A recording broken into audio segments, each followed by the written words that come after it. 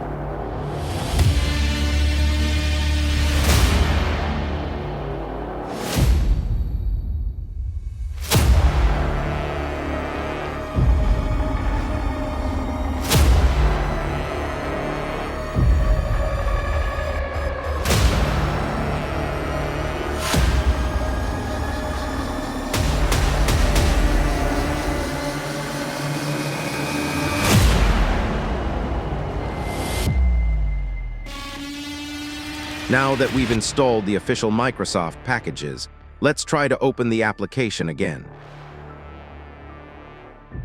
As you can see, it's launching perfectly without any errors. This simple step updates your system's runtime libraries and fixes most DLL-related issues.